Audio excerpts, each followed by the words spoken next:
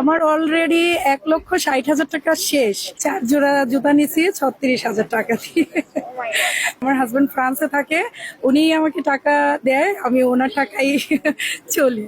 ঈদ কেনাকাটা তো শবে বরাতের পর থেকে অলমোস্ট শুরু হয়ে গেছে।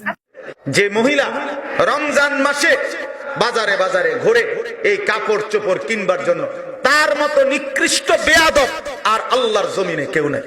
অতিরিক্ত কাপড় কিনা, গহনা কিনা, জুতা, lungi, panjabi, shirt, pant, sari, three piece, এগুলো সম্পূর্ণভাবে ইবলিস শয়তানের বানানো, মুসলমানের বিরুদ্ধে শয়তানের ষড়যন্ত্র। পরিষ্কার পবিত্র কাপড় পরা সুন্নত। নতুন ইনটেক কিন্না রাখছি রোজার ভিতরে, ঈদের দিন সকালবেলা খুললাম, এই খতম ফিনলাম, এটা সুন্নত, এটা কোথাও নাই। এটা সম্পূর্ণভাবে শয়তান আমাদের মাথায় ঢুকাইছে, ইবলিস ঢুকাইছে মহিলাদের মাথায়। কেন?